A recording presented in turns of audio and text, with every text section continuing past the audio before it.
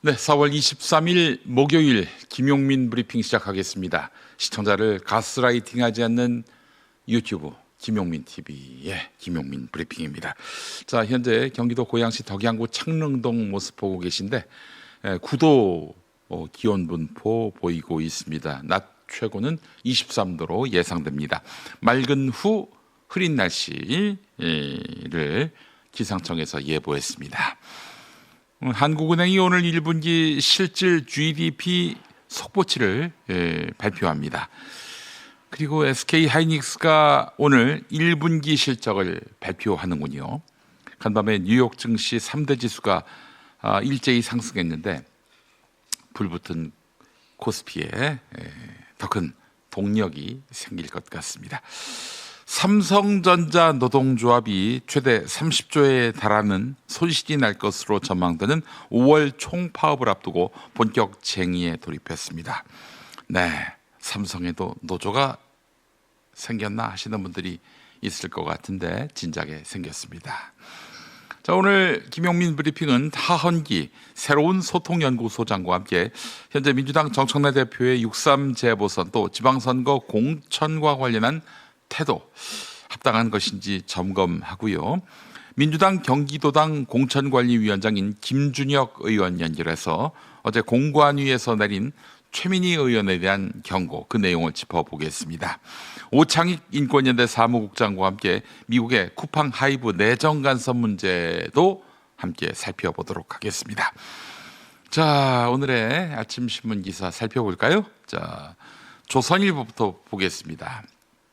현직 검사를 대상으로 한 설문조사에서 응답자 123명 가운데 87.8%가 검찰청 폐지 뒤 공소청에 남겠다고 답했습니다. 중대범죄수사청, 중수청을 택한 비율은 2.4%에 그쳤습니다. 공소청 선택 이유로는 기소와 공소 유지가 검사 본연의 역할이라는 응답이 가장 많았습니다. 또 82.1%는 공소청 검사에게 보완 수사권이 필요하다고 답했고 정부 여당의 검찰 개편 방향에는 87.8%가 동의하지 않는다고 밝혔습니다. 법조계에서는 검사들이 수사권보다 기소권을 핵심 역할로 보고 중수청의 독립성과 실효성에는 강한 불신을 드러낸 결과라는 해석이 나옵니다. 더불어민주당이 이재명 대통령 측근 김용 전 민주연구원 부원장의 재보선 공천 여부를 두고 격돌하고 있습니다. 지도부는 불법 대선 자금 사건으로 1심과 2심에서 시정을 받은 만큼 국민 눈높이에 맞지 않는다며 부정적인 기류를 보이고 있습니다. 반면에 친명계 의원들은 정치검찰의 희생양이라면서 출마 기회를 줘야 한다고 공개 지원에 나섰습니다. 여기에 전북지사 경선 후 폭풍까지 겹치면서 친명계 최고위원들이 정청래 대표를 공개 비판하는 등 당내 긴장감도 커지고 있습니다. 민주당은 오늘 인천 계양을 등 일부 재보선 공천 결과를 발표할 예정입니다. 국민의힘이 6.3 재보선 공천을 두고 고심에 빠졌습니다. 충남 공주, 부여 청양, 여기가 정진석 전 비서실장 지역구지요. 이곳에 공천할지 또 경기 하남갑에 이용전 의원 출마설이 돌고 있는데 공천 줄지. 네. 근데 두 사람 모두 윤석열의 최측근으로 꼽혀서 이들을 공천한다면 윤 어게인 논란이 재점화될 수 있다는 우려가 큽니다.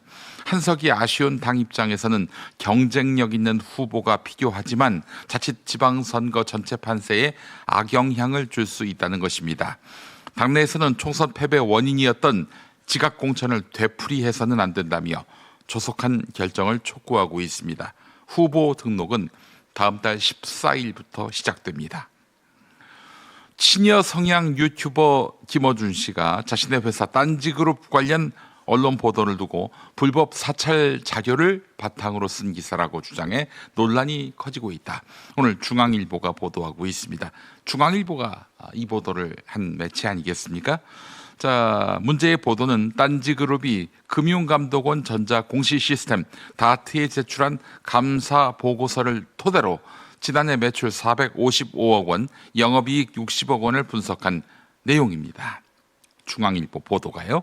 이에 대해서 김어준 씨는 자신이 운영하는 유튜브에서 불법 자료로 밑그림을 그렸다며 광고료는 줄었고 후원금은 받지 않는다고 반박했는데, 그러나 기사 작성한 중앙일보는 감사 보고서는 누구나 열람 가능한 공개 자료고 광고, 공연 수익과 매출 채권 증가 등을 보면 충분히 가능한 해석이라고 재반박했습니다.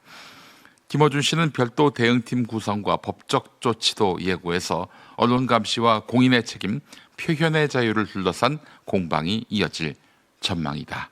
중앙일보가 이렇게 보도했습니다. 참 본인이 이제 해석 권력을 그동안 행사해 왔던 것 생각해 보면 법적 대응 운운하는 것이 얼마나 참 비루하게 보이는지 모르겠어요. 네. 자, 오늘 아침 TV 뉴스는 어떤 이슈에 주목하고 있을까요? 자, 함께 보시겠습니다. 미국과 이란 간의 협상이 사흘 안에 열릴 수 있다는 보도가 나왔습니다. 미 일간지 뉴욕포스트는 파키스탄 소식통을 인용해 36시간에서 72시간 내에 추가 회담이 가능할 거라고 보도했습니다. 이 내용을 트럼프 미국 대통령에게 묻자 가능하다는 문자를 받았다고도 했습니다. 이란 지도부가 통일된 제안을 내놓을 때까지 휴전을 연장하겠다는 트럼프 발표 하루 만에 나온 소식입니다. 백악관은 이 제안을 받는 데에 특정 기한을 설정하지 않았다고 밝혔습니다. We await their response, and we will see. The president has not set a firm deadline to receive an Iranian proposal. 트럼프 대통령도 폭스뉴스와의 인터뷰에서 휴전 시한이 3일에서 5일이라는 일부 보도는 사실이 아니라며 이란과의 대화에서 서두르지 않겠다고 말했습니다. 하지만 호르무즈 해협 봉쇄가 효과적이라며 이란을 계속 압박하겠다는 뜻도 밝혔습니다. 이란이 재정적으로 무너지고 있다며 하루 5억 달러를 잃고 있고 군과 경찰이 급여를 받지 못해 불평하고 있다는 글을 소셜미디어에 올렸습니다. 계속된 해협 봉쇄는 석유를 팔지 못하게 된 산유국에도 석유를 비싸게 사야 하는 수입국에도 충격을 주고 있습니다. 그제 2% 넘게 급등하며 사상 최고치를 기록한 코스피는 어제 0.46% 상승하며 연이틀 역사를 썼습니다. 시작은 조심스러웠습니다. 미국과 이란 협상 불발 여파로 투자 심리가 위축되며 하락 출발했지만 개인이 1조 2천억 원가량 매수에 나서면서 지수를 끌어올렸습니다. 협상은 결국에 타결되지 않겠는가라는 기대를 주식시장이 지금 반영을 하고 있는 것 같습니다. 그동안 시장을 이끌던 반도체가 한숨 쉬어간 반면 다양한 종목이 상승했습니다. 쇠빙선 수주 소식에 조선이 강세를 보였고 2차 전지도 상승세를 이어갔습니다. 기업의 실적 개선세가 확인되면서 전쟁의 불확실성을 잠재운 겁니다. 방산이라던가 또는 신재생 에너지와 같이 이러한 상황에서 도리어 업황이 좋아질 수 있는 업종에 대한 기대감이 오늘 주가 지수가 상승한 데 기여한 것으로 보입니다. 국회의원 재보궐선거 준비 작업에 착수한 민주당 정청래 대표가 전 지역 전략 공천 원칙을 재확인하며 국민 눈높이와 승리를 최우선 가치로 언급했습니다. 모든 선거의 핵심 전략은 국민 눈높이와 승리의 관점입니다. 선거에 도움이 되면 하고 선거에 도움이 되지 않으면 안 하겠다. 일각에선 김용 전 민주연구원 부원장 공천에 대한 부정적 기류를 내비친 것 아니냐는 해석이 나왔습니다. 사법 리스크가 여전한 상황에서 선거판 전체에 미칠 후폭풍을 염두에 두고 있다는 겁니다. 대체적으로 긍정적인 면보다는 부정적인 면이 많지 않냐라는 의견들이 좀 더 강한 것 같습니다.